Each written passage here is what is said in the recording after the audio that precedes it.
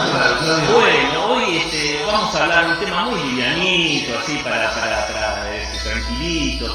Como surgió una de las preguntas de un amigo mío, Fernando, fui metiéndome en el tema. Él preguntaba, o cuestionaba, o preguntaba sobre el tema de la dignidad de la mujer en la Edad Media. Entonces me fui metiendo, y bueno, uno cuando empieza a ver, a investigar, quiere presentar el contexto, ¿no? Y ahí aparecieron enseguida las famosas leyendas negras de la Iglesia, ¿no? Es un tema complicado, es un tema que hay que ir despacito. Vamos a tratar de ir despacito, vamos a tratar de ir meditando en los matices, tratando de no apasionarnos demasiado. A mí me va a costar, ¿no? Enseguida hasta me cuesta mirar la cámara y no irme a las nubes, pero bueno, de a poquito. Nosotros sabemos, ¿no?, cuántas veces escuchamos acusaciones, cuestionamientos respecto a tantas leyendas negras de la Iglesia, ¿no? Cuando decimos que, bueno, cuando rezamos el credo en el seno constantinopolitano, largo, ¿no?, decimos que creemos en una Iglesia que es una, santa, católica y apostólica. Pero lo que más nos hace ruido a nosotros y también a los que vienen a cuestionarnos es ese tema de una Iglesia santa. Y escandaliza mucho eso a los que no son católicos, a los que no son creyentes, ¿no? Y enseguida nos empiezan a citar un montón de atrocidades supuestas o a veces verdaderas, pero siempre con términos simplistas, con términos exagerados. Y nos empiezan a hablar, bueno, hay una serie de acusaciones, estas son apenas algunas de las más importantes, ¿no?, que teóricamente la Iglesia aprobó durante muchos siglos de esclavitud, que el tema de la Inquisición y el tema que era una práctica habitual matar herejes y quemarlos, que el tema de la opresión patriarcal de las mujeres, que siempre fueron relegadas en un segundo plano, el supuesto antisemitismo durante la Segunda Guerra Mundial, incluso antes, el oscurantismo de la Edad Media, que se supone que era una época de barbarie, de oscuridad, ya es uno de los temas que vamos a ver. Bueno, el tema de las cruzadas, la violencia en nombre de Jesús. Estoy hablando de temas que usan muchas veces aquellos que vienen a cuestionarnos para decirnos, bueno, ¿cómo podemos consentir pertenecer a tal institución, ¿no? Y sigue la lista, el tema de Galileo y la condena de la ciencia, la supuesta enemistad entre la ciencia y la fe de la Iglesia, la quema de miles y miles y millones, según nombraron millones de brujas, la persecución, las riquezas incalculables que tiene la Iglesia, la generalizada práctica. Esto es un tema muy difícil, pero hablo de generalizada práctica del abuso sexual de niños como una cosa general, y eso también como leyenda negra o como deformación, ¿no? Pero fíjense que estamos hablando de temas muy complicados, estamos hablando de temas donde hace falta discernir, dialogar, poner bien en contexto cada una de las cosas y tratar de ver justamente estos sucesos en su real proporción. Yo voy a empezar admitiendo algo, más allá de mis amigos que me acompañan. Yo personalmente hay muchos de los temas que no tengo la capacidad suficiente de abordar, ¿no? O los conocimientos. Elegí, eso sí, algunos puntos fundamentales, que no son todos, que tal vez ustedes también puedan aportar sus propias ideas, y que esto va siendo libre, pero es mi propuesta de ir presentando estos 3 o 4 temas y vemos. Si no se tratan, no se tratan, pero es lo que yo siento que a lo mejor puedo dialogar mejor con ustedes. ¿Qué temas? Primero una introducción que vamos a hacer ahora, para tratar de ver en el contexto de lo que significa estas leyendas negras, y después el tema del oscurantismo de la Edad Media, el supuesto oscurantismo durante la Edad Media, ¿no?, que tantas veces hemos escuchado, ¿no? El tema de la Inquisición, otro tema muy espinoso, ¿no? Que conmueve incluso a los creyentes, ¿no? Y el tema de la dignidad de las mujeres, este tema que había propuesto mi amigo Fernando, también mostrar este tema. Estos son los tres temas de entre muchos posibles, pero son tres temas que, como pueden ver, no son temas menores ni temas suaves. Me estoy metiendo un poco en camisa de once varas, pero bueno, el tema fundamental aquí es que cómo podemos ir abordando esto sin caer en extremos, sin fanatizarnos y siendo objetivos, ¿no?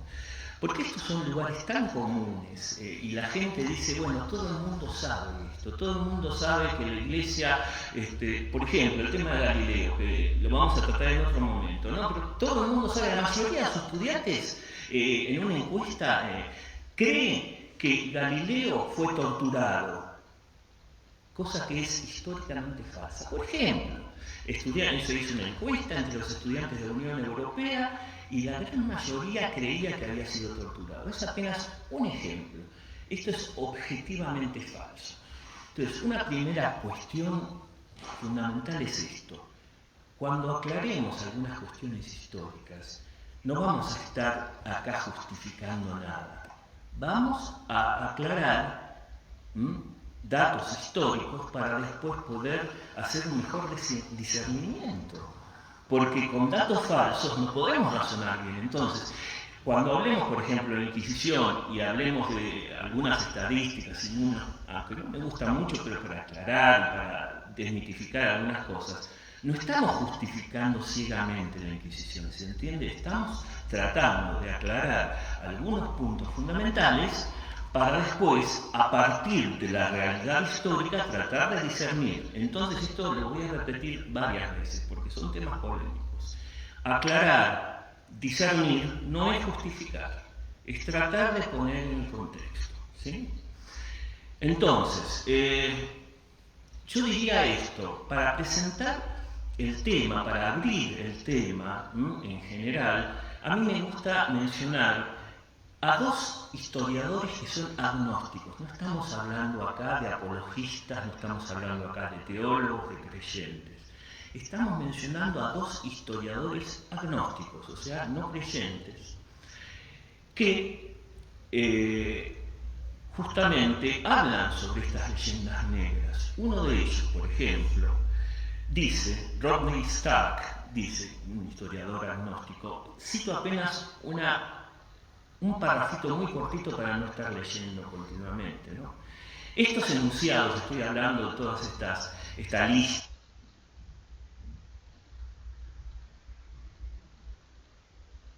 de acusaciones y de leyendas, dice, forman parte de la cultura común.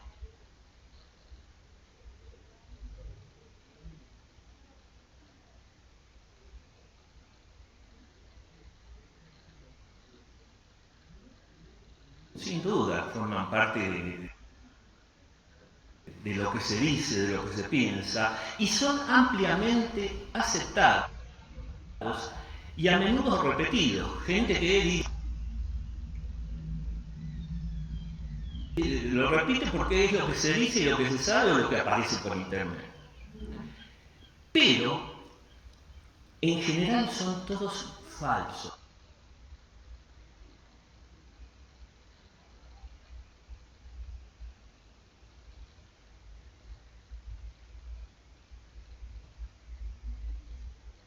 Fíjense, este historiador agnóstico que está diciendo, en general, todas las leyendas negras son falsas, dice este hombre.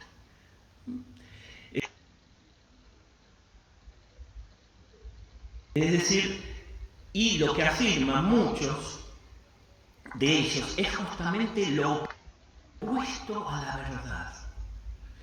Y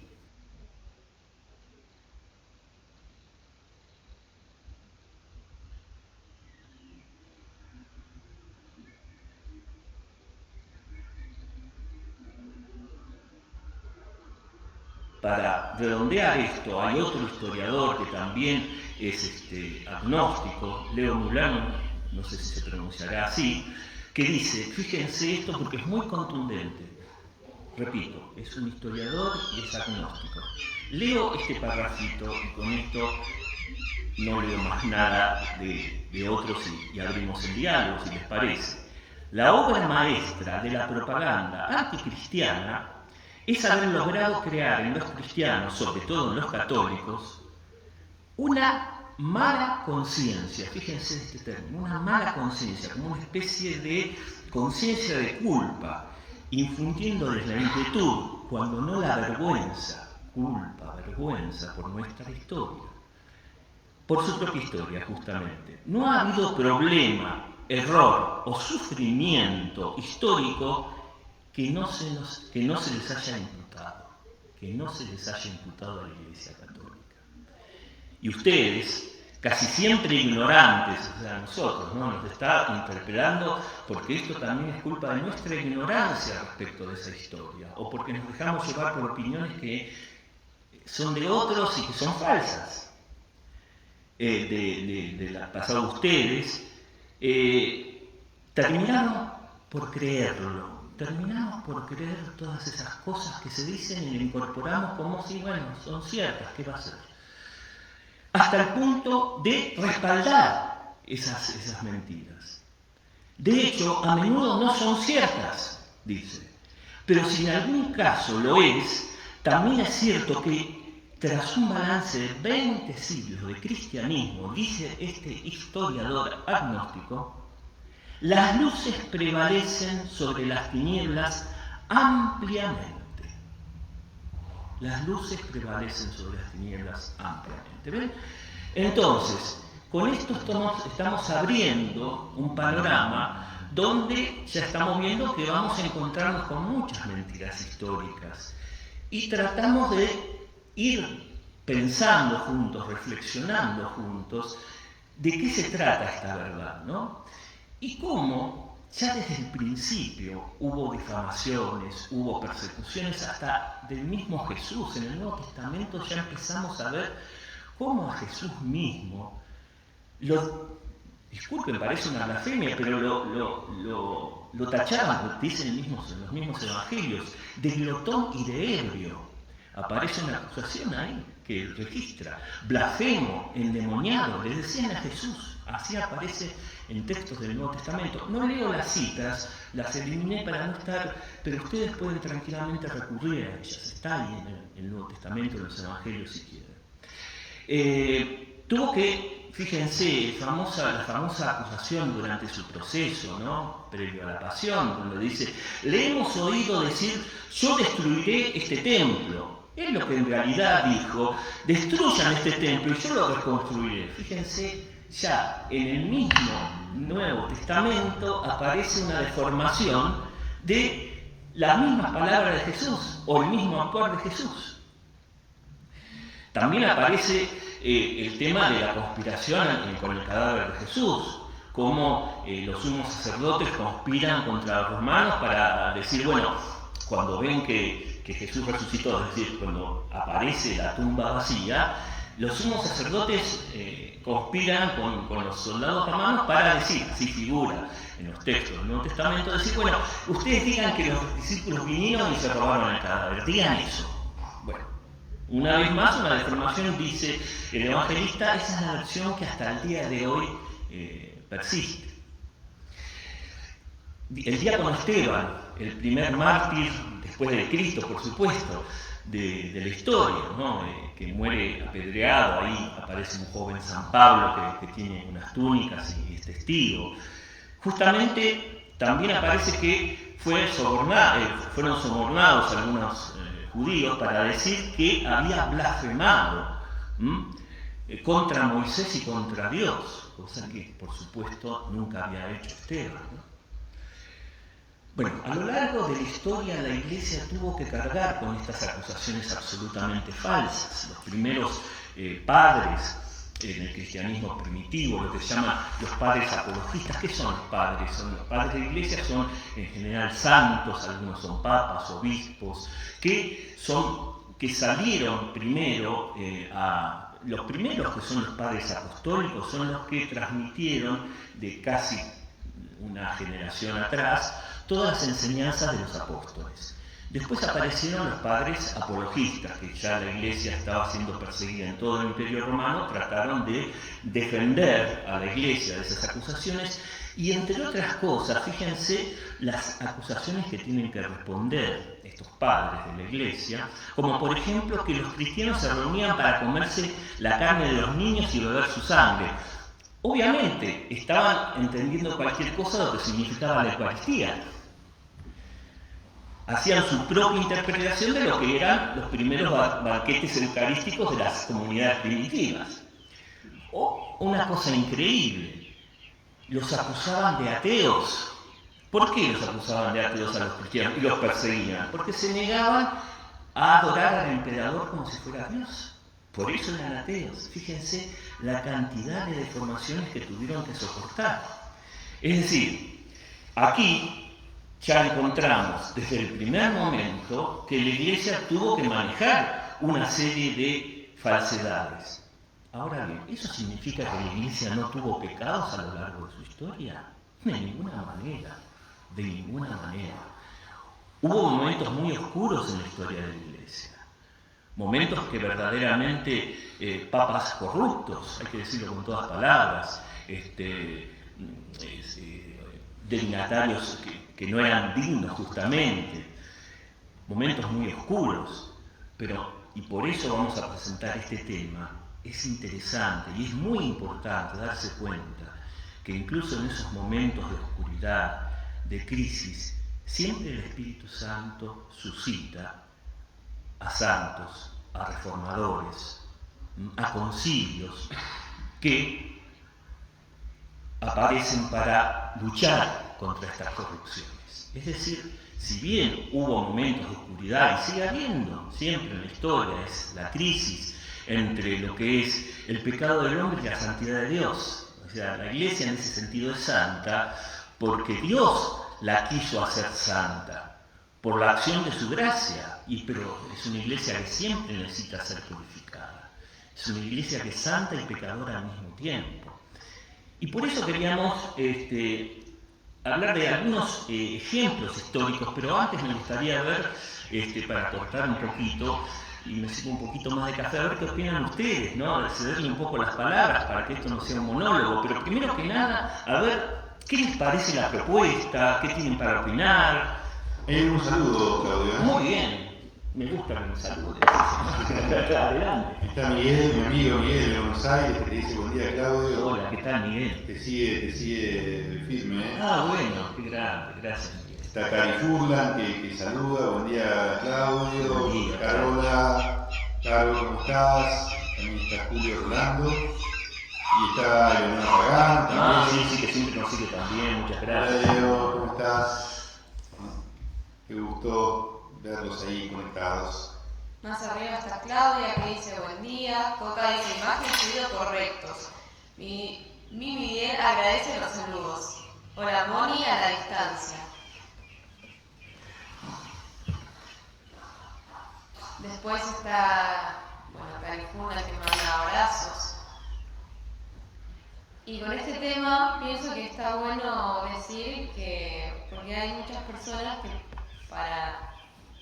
como que se ponen barreras para no creer y dicen, no, porque la iglesia es pecadora y son unos caretas porque hablan de Dios, pero después te hacen esto, y como decía Claudia, o sea, es pecadora y santa al mismo tiempo, ¿no? Y lo que ellos les prestan atención no es al mensaje de Dios, no es a la intención, sino están viendo con una lupa todo el tiempo lo que hacen los miembros de la iglesia para y lo poner usan trabas. como excusa, digamos. También. Como excusa para... Claro, sí, es cierto, ¿no? Y muchas veces eligen razones que ni siquiera son ciertas o son muy exageradas, ¿no? Pero bueno, sí, de eso se trata, a ver si podemos abrir esta propuesta, a ver qué opinan ustedes de este camino, que ya les digo, es una cosa compleja, pero me parece que es una cosa que no podemos eludir, porque, como decía este historiador agnóstico, muchas veces esto pasa por nuestra propia ignorancia. no podemos no saber sobre esa historia, que este mismo hombre decía, donde prevalece la luz mucho más que la oscuridad. ¿Por qué? Y porque el Espíritu Santo actúa, no por mérito de los hombres. Porque a pesar de todos esos episodios que son vergonzosos, que son manchas negras, por supuesto que sí, hay pecado. Pero ¿saben qué? Siempre, si uno estudia la historia de la Iglesia, ve cómo el Espíritu Santo interviene, suscita esos reformadores, esos santos, esos concilios, y hay una purificación, hay una reforma. Esto es muy lindo. De manera que, bueno, ustedes por favor interrúmpanme cuando...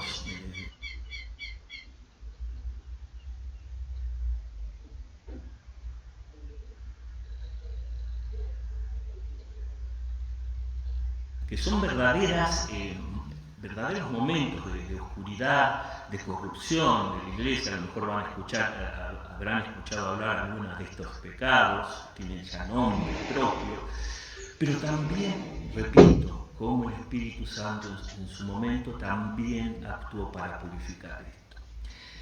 Está el llamado ciclo de hierro, es un ciclo especialmente oscuro, el siglo X, que los historiadores conocen como siglo de hierro, un momento de verdadera corrupción en la historia de la Iglesia. Y esto no hay que ocultarlo, no hay que dulcificarlo, no hay que echar un manto, porque tenemos que trabajar con los datos. Pero esos mismos datos, si realmente investigamos honestamente, no nos van a hacer escapar de la Iglesia, nos van a hacer creer más. ¿Por qué? Porque después constatamos que siempre termina actuando el Espíritu Santo. Vamos al caso concreto del siglo de hierro. El siglo anterior al siglo de hierro fue un siglo de esplendor, digamos. Es lo que se llama como el Renacimiento carolingio, siglo IX, donde hay una famosa escena en el año 800, inaugurando el siglo IX, donde el Papa León III corona a Carlomagno. Habrán oído a algunos de ustedes hablar de Carlomagno, el gran emperador del Sacro Imperio Romano Germánico, un momento donde Iglesia y Estado forman un todo. Bueno, hubo lo que se llama un renacimiento en esta época. ¿Se acuerdan que la Iglesia viene de un momento de mucha oscuridad anterior que terminó el tema de la Edad Antigua con las invasiones bárbaras? Los godos, visigodos, ostrogodos, que invaden y hacen caer el Imperio Romano. Es un momento de mucha oscuridad donde la Iglesia, se conservó la historia, la cultura antigua, gracias a la Iglesia, a los monjes copistas que se esforzaban en sus salitas, en su scriptorium, copiando todos esos textos antiguos, además de, por supuesto, las escrituras, haciendo copias. Bueno, todo eso es un momento que se preservó gracias a la acción de estos esforzados monjes. Ahora bien, ahí aparece este renacimiento gracias a Carlomagno, donde hay una serie de reformas, hay un incentivo, una especie de florecimiento de lo artístico, de lo cultural, lo litúrgico, una especie de establecimiento de reglas jurídicas. Aparece lo que se llama la minúscula carolingia, que es un estilo de escritura que, aunque parezca una cosa menor, es muy importante. ¿Por qué? Porque se normalizó el modo de redactar y de esa manera se creó un lenguaje común que se podía compartir en todo el imperio. Antes de eso era medio caótico. Entonces fue un momento de gran comunicación, de gran ilustración, cultura, pero, para no seguir con esto, al siglo siguiente, el siglo X, hubo un decaimiento, un oscurecimiento y una corrupción dentro del seno de la Iglesia. ¿Qué es lo que pasaba? Hubo una sucesión de malos papas verdaderamente pecadores, papas que no eran dignos de su investidura. Había intrigas palaciegas para ver quién se quedaba con el trono. Había mucha corrupción en el clero. Y hay como tres palabritas, tres conceptos que en este momento surgieron para describir lo que pasaba en la iglesia, que a lo mejor ustedes hayan oído hablar. Uno es el pecado de simonía, la simonía, que viene del libro de los Hechos de los Apóstoles, cuando Simón el Mago, lo pueden ver en el libro de los Hechos, quiere comprarle a Pedro su capacidad para obrar milagros. Bueno, de ahí viene la palabra simonía. ¿Y qué significa la simonía? Significa que la autoridad civil compra cargos eclesiásticos. Esto tiene muchas connotaciones y muchas variaciones, pero básicamente es eso. Es el que la autoridad civil, con dinero, con valores, le compra a miembros de la iglesia cargos eclesiásticos. Está el pecado del nicolaísmo, que también viene se supone, de unos discípulos de Nicolás, pero aparentemente es una falsa imputación, unos discípulos de Nicolás, que era uno de los 7 diáconos. Pero el tema viene de ahí. ¿Qué es? Es el tema de la corrupción en cuanto a su vida moral y al concubinato del clero. O sea, un clero que tenía una vida disipada, con concubinas, una cosa que una vez más hacía indigno su investidura.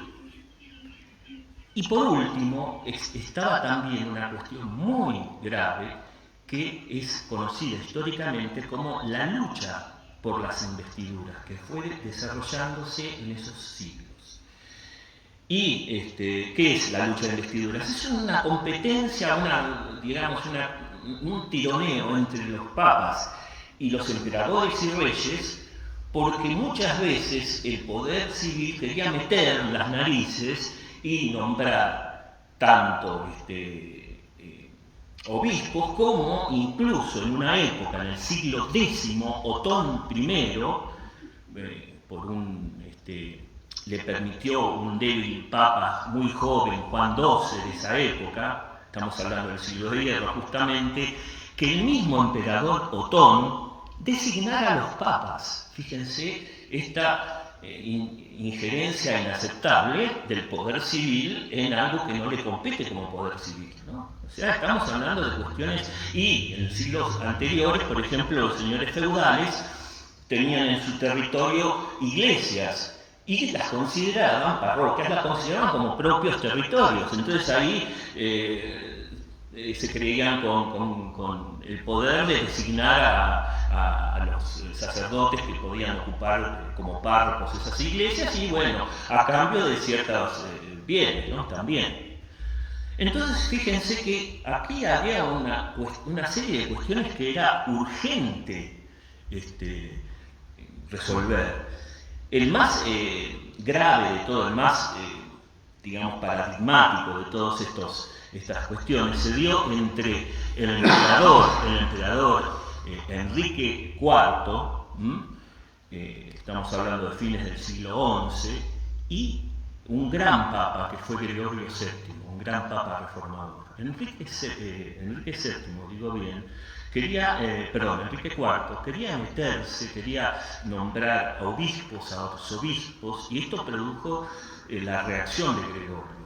En ese momento pudo Gregorio VII, que fue un gran reformador, parar las pretensiones de esta intromisión inaceptable. Pero siempre persistió en esos siglos esta cuestión. O sea que teníamos el pecado de la simonía, el pecado del nicolaísmo, esta lucha de las investiduras. O sea, era un momento de mucha oscuridad, de mucha crisis. En medio de todas estas crisis aparecieron, suscitados siempre por el Espíritu Santo, los grandes reformadores. Y apareció, por ejemplo, el Papa Nicolás II, que luchó contra la simonía y contra el nicolaísmo, ¿no? Fue un gran luchador, ¿no? Y empezó a luchar contra esa injerencia de las autoridades civiles. Después aparecieron la fundación de la abadía de Cluny, los cluniacenses, que era una de las ramas de la orden de San Benito.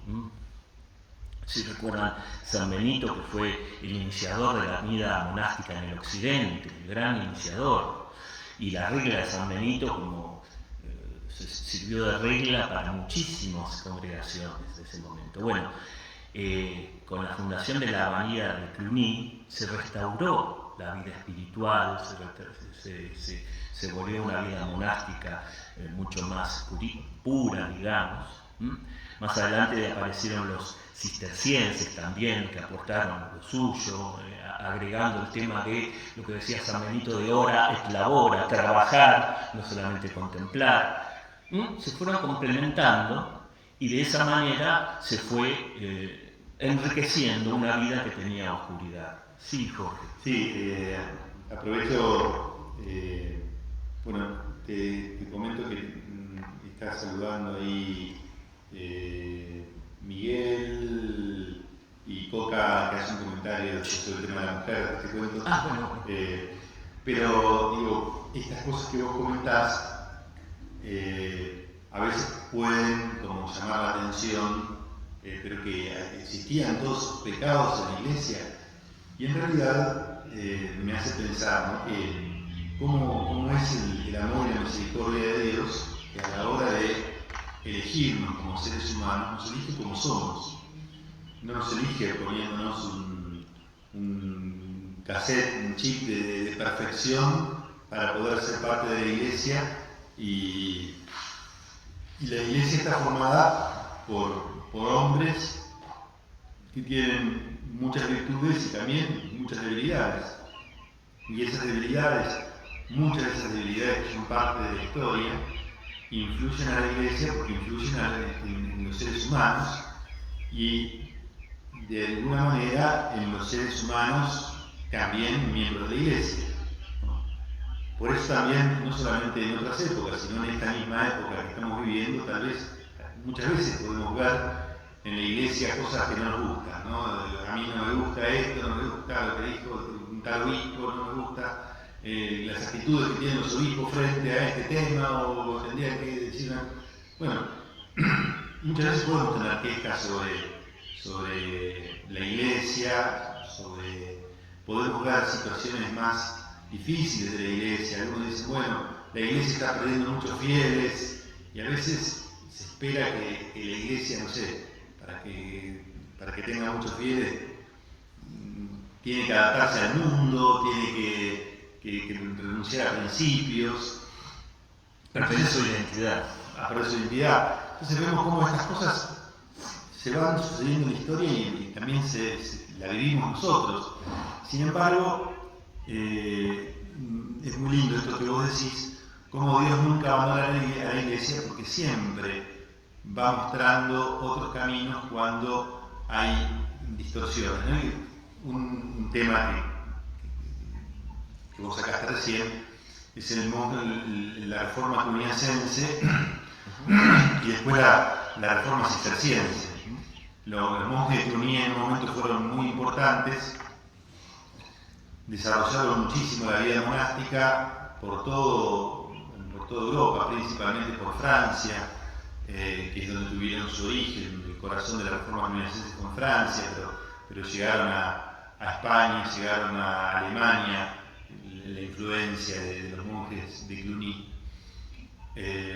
con un montón de monasterios. Pero después, esa misma reforma que estaba tan motivada por tantas santas inspiraciones, hicieron que los monjes empezaran a crecer en poder, en influencias. Los monasterios se empezaron a convertir en monasterios muy poderosos, porque también desde ahí surgía la cultura, surgía la educación, pero al mismo tiempo surgía también la tentación del poder. Y fueron perdiendo ese espíritu original hasta que aparecen los cistercienses, con el gran San Bernardo, ¿no es cierto? Bueno, San Roberto, San Alberico y San Esteban, que fueron los tres monjes rebeldes, famosos, aquel libro tan lindo, que se llama así, un libro que se llama Los tres monjes rebeldes, que habla sobre la reforma cisterciense, cómo fue la reforma cisterciense, y el que impulsa definitivamente la reforma cisterciense es San Bernardo, contra la riqueza y el poder de los monasterios cluniacenses. Entonces, de vuelta vuelve a orientar la vida monástica y los monjes cistercienses se expanden por todo el mundo hasta América misma, porque posteriormente, mucho después en el tiempo, llegan con el nombre de trapenses, ¿no? Acá a América, la reforma cisterciense que había empezado en la Edad Media, casi mucho después, ¿no? Pero es muy lindo ver cómo el Espíritu Santo nunca abandona la Iglesia, a pesar de las debilidades de los hombres, debilidades que las tuvo Pedro, las tuvo Pablo, las tuvieron los apóstoles. Y que no se ocultan en el Nuevo Testamento, es increíble, pero es así, no se ocultan. Y yo creo que estudiar cuando nos escandalizamos de estas cosas que escuchamos, fíjense, me parece muy interesante meternos todavía más en la historia, no escaparnos de estas informaciones porque nos están quemando. Si nos metemos más, vamos a aumentar la fe. ¿Por qué? Porque vamos a ver las huellas del Espíritu Santo actuando. Nos va a sorprender cómo el Espíritu Santo actúa de esa manera tan providencial que nunca perduran estas épocas de oscuridad. Que siempre aparecen estos santos, estos reformadores, estos monjes, estos papas, estos concilios que purifican a la Iglesia. Es decir, no nos escapemos de los datos. Si nos metemos en los datos, vamos a escandalizarnos al principio, pero después con una mirada sobrenatural se va a aumentar nuestra fe, porque vamos a ver también, como digo, los rastros de esa acción del Espíritu. Es decir, nunca cerremos los ojos a un espíritu crítico. Nunca digamos, creo porque es así, no quiero enterarme de algunas cosas que me hacen mal. No. Si uno empieza a beber en la teología, en la historia de la Iglesia, va a aumentar la fe, no va a disminuir. Y las riquezas que uno va a descubrir van a hacer que uno purifique muchas cosas que las tenía como caricaturas, ¿no? Así que los invito a eso, no escaparse cuando uno se escandaliza, sino si nos metemos más en los datos correctos, concretos, digamos, verdaderos, vamos a aumentar la fe, no los vamos a disminuir. Y bueno, decía, para cerrar este tema de este siglo de hierro, el gran reformador fue San Gregorio, ¿no? San Gregorio, que fue el Papa Gregorio VII, un papa que murió en 1085, estamos hablando del siglo XI. Fue uno de los grandes reformadores, uno de los grandes papas de esta época, un gran reformador, especialmente todo lo que fue la lucha por las investiduras, cómo enfrentó a Enrique IV de una manera muy valiente, frenó ese avance del Estado sobre la Iglesia y además promovió también una reforma espiritual, de la vida espiritual del clero. Entonces, es un gran reformador San Gregorio VII. Y el otro tema apenas son dos ejemplos de cómo el Espíritu Santo después actúa, ¿no? Que también nos puede llegar a escandalizar. De hecho, cuando nos enteramos que hubo papas que se fugaron a Aviñón, esta ciudad de Francia, que hubo en un momento 3 papas en la historia. Vamos a explicar un poquito esto y ver cómo también acá el Espíritu Santo actuó. Hubo un momento donde el Papa Bonifacio VIII, es un papa, ya estamos hablando del principio del siglo XIV, fue el último gran representante de ese poder universal del papado. Los papas anteriores realmente tenían un gran poder en cuanto, en esos momentos, traten de ponerse en la época, no había como ahora una sana división entre el poder temporal y el poder espiritual. Era todo uno y ese poder gobernaba toda Europa, incluso después cuando se conquistó América. Pero este poder, que no hacía demasiada diferencia entre el poder espiritual y el poder temporal, poco a poco se fue desintegrando con estos últimos papas, y en este caso Bonifacio VIII, que ante se ve derrotado por el rey de Francia, ya no estamos hablando de emperador, estamos hablando del rey de Francia, el rey,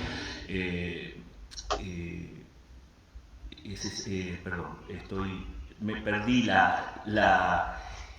Felipe IV, se llama Felipe IV o se lo conoce como Felipe el Hermoso, si lo encuentran por ahí lo van a encontrar como Felipe el Hermoso, Felipe IV, estamos hablando de principios del siglo XIV.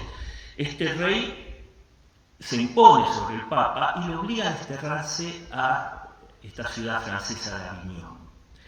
Y hay una serie de papas, este papado en Aviñón dura como varias décadas, hasta desde el 1305 al 1377, o sea, hubo varios papas en Aviñón.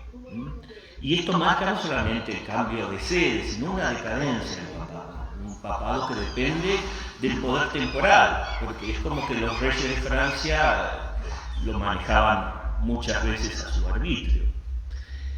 Pero una vez más aparecen los santos reformadores.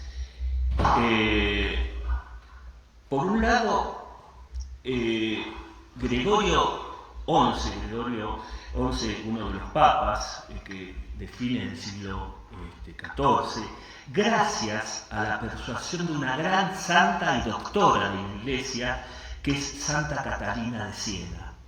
Santa Catalina de Siena, cuando después hablemos del feminismo o no, esta es una gran doctora, una gran santa. Ahora voy a decir qué significa esto de doctor.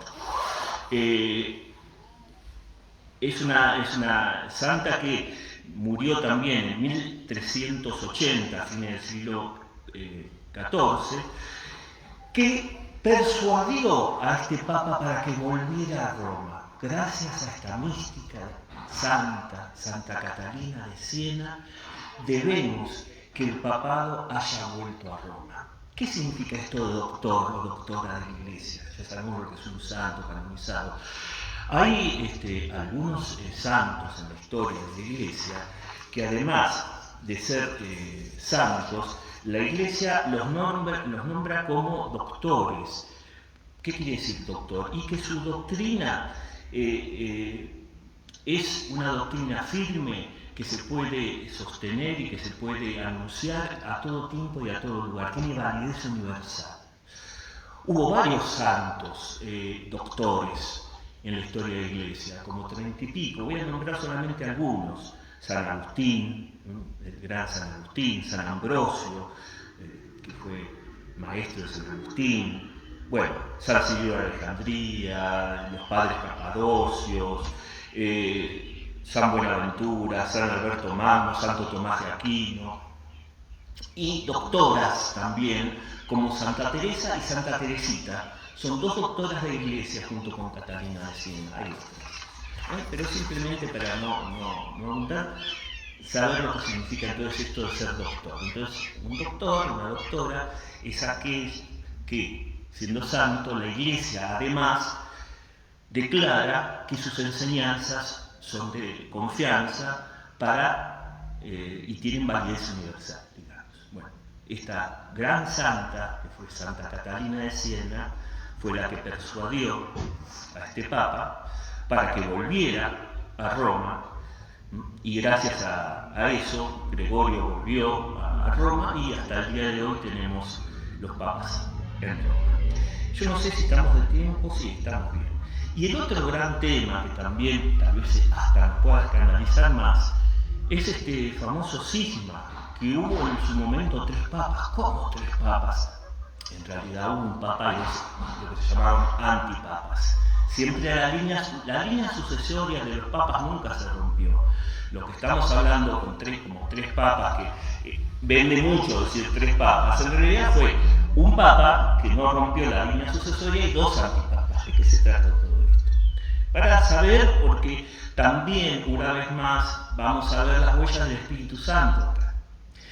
Hubo un momento en que Urbano VI, estamos hablando de finales del siglo XIV también, fue elegido. Ahí había prisiones de partidos, estaba el partido romano, estaba el partido francés. ¿Ven? El tema de roscas internas, digamos. Después hubo una reforma donde se mejoró mucho el mecanismo para la elección de los papas, se trató de purificar todas estas intrigas, ¿no? Pero bueno, la cuestión es que hubo una lucha entre los cardenales franceses, el partido romano, y bueno, a los franceses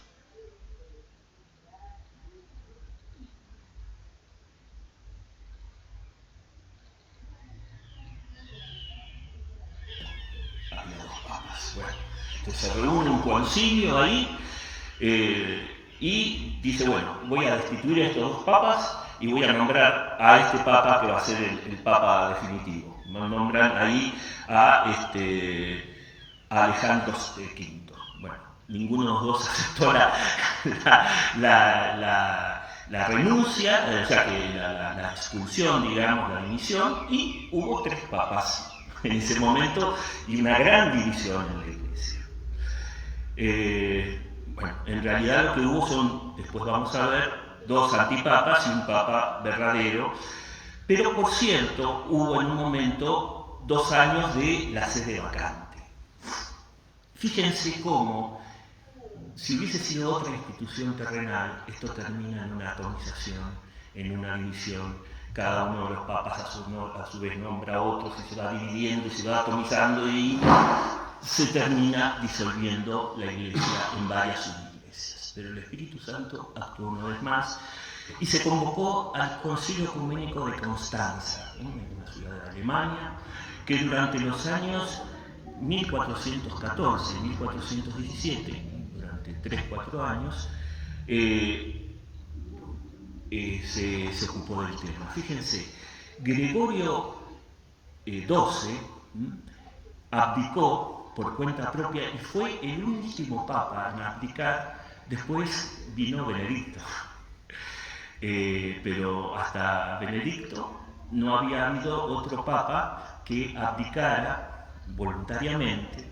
Pero en este momento Gregorio tuvo la grandeza de abdicar para, digamos, allanar el camino en 1415, y después esa sede quedó vacante durante 2 años. Y bueno, finalmente el concilio, para no hacerlo muy larga, depuso directamente a Juan XXIII, que es un antipapa, por eso después el cardenal Pacelli fue Juan XXIII, ¿no? Que es del siglo, ya el gran papa que convocó el gran santo y papa que convocó al Concilio Vaticano II, ¿no? Por eso usó el nombre Juan XXIII, porque este Juan XXIII no era un verdadero papa.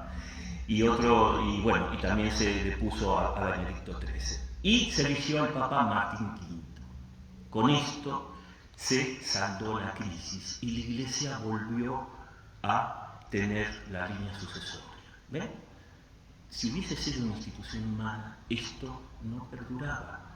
Esto uno lo ve continuamente a lo largo de la historia. Cómo estas divisiones son el comienzo del fin de las instituciones humanas. Y sin embargo, gracias a este concilio ecuménico de Constanza, gracias a este Papa Gregorio XII, que abdicó voluntariamente, cedió el poder, no se aferró al poder, y tuvo este concilio poder sobre estos dos papas, antipapas en realidad, los expulsó, se recuperó una vez más por la acción del Espíritu Santo esta estabilidad, esta paz en la línea sucesoria papal. Esto es lo que se llamó como el gran cisma de Occidente, este momento donde hubo 3 papas, y marca una conclusión de un estilo en la Edad Media, que es este poder absoluto de los papas, y empezaron a haber después grandes revoluciones que terminan desencadenando después el fin de la Edad Media, ¿no? El comienzo de la Edad Moderna. Pero ese es otro tema. Yo lo que quería acá simplemente, después si Dios quiere vamos a empezar a hablar sobre el oscurantismo, el supuesto oscurantismo de la Edad Media,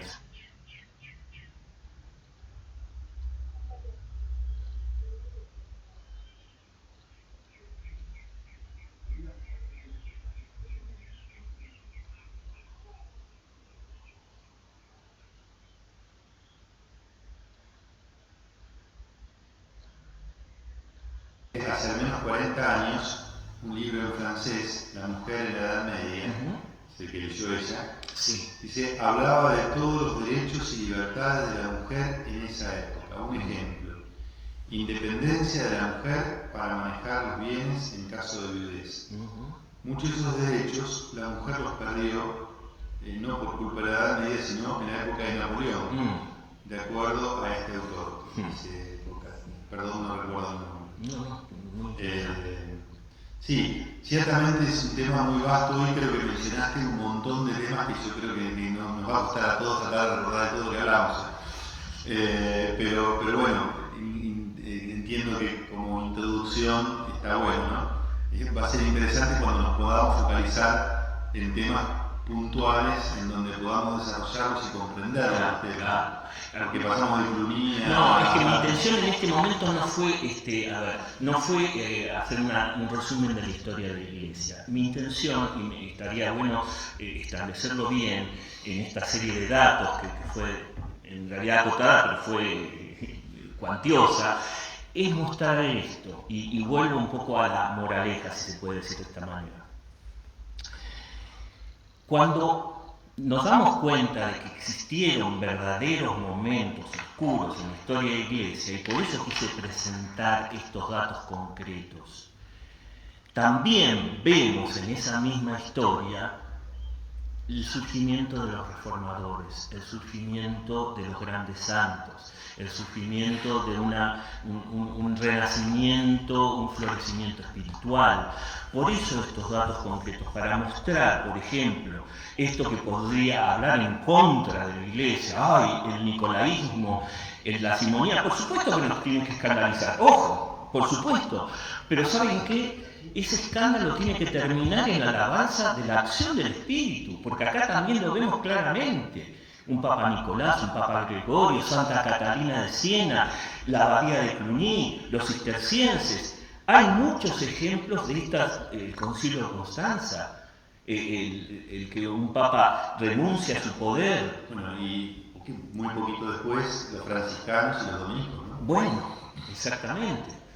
Es decir, cómo poco a poco esto se va gestando esta historia con estos sucesos oscuros, pero una vez más, esto es simplemente una introducción. Yo no me metí todavía en ninguno de los temas que propongo tratar. Simplemente puse un ejemplo para invitarlos a ustedes que cuando vemos alguna cuestión que nos escandaliza, nos metamos más en la historia y nos demos cuenta en esa historia que el Espíritu Santo actúa. No nos escapemos cuando nos escandalizamos. No digamos, me contó el tipo del café de la esquina que la edad qué desastre que es la iglesia, ¿no? No, metámonos y demos cuenta, sí, hubo pecados, por eso quiso mencionarlos con todas las letras. Pero después vemos cómo aparecen estos santos que suscita el Espíritu. Por eso, como introducción, lo que digo es, no nos escapemos, no nos escandalicemos solamente. Está bueno escandalizarse de algunas cosas, de algunos pecados. Pero después metámonos, instruyémonos, no seamos católicos ignorantes, y cuanto más sepamos, más fe vamos a tener. Sí. Porque ahí está. Y creo que lo rico va a ser toda la parte positiva. Por supuesto. Pero además traté de mostrar que todas estas cuestiones oscuras, tienen más luz que sombra. Porque es hermoso que el Espíritu Santo haya suscitado a gente como Santa Catalina o San Gregorio. ¿Se entiende? O las reformas monásticas. Esto me parece que acá tiene que terminar este escándalo, digamos, en la alabanza de la acción del Espíritu Santo que transforma los corazones, ¿no? No sé si alguien quiere aportar algo a esto. Jorge, Sofi. No, Santa Catalina ya era dominica. Entonces, cuando hablamos de Santa Catalina estamos hablando de ese camino posterior a la reforma, a la época de los monasterios y después de la época de las órdenes mendicantes, que fueron la gran respuesta a todo esto que vos decías, y que fue una reforma que dura hasta nuestros días, porque hoy día también los franciscanos, los dominicos siguen teniendo una gran influencia en la iglesia, en la formación de la iglesia, en el apostolado de la iglesia, en tantas obras. lo mismo bueno, que los monasterios en tantos lugares, ¿no?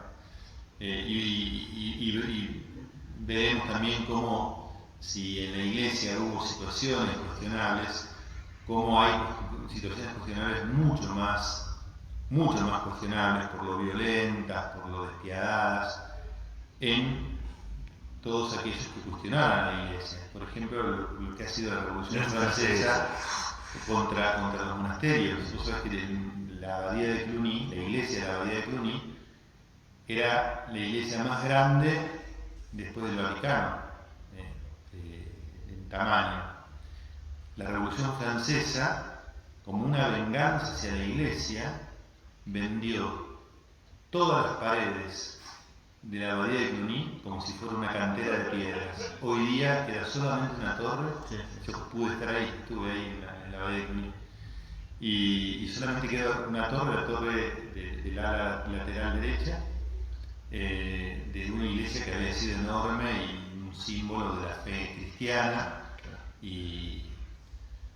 Bueno, eso también se da en la Rusia comunista, y generalmente cuando se habla de la Revolución Francesa en las escuelas, te muestran como la gran revolución, libertad, igualdad, fraternidad, y pasaban el trapo encima tanto, ¿no? Cuando hablemos del oscurantismo de la Edad Media también vamos a contraponerlo con este supuesto iluminismo que vino después.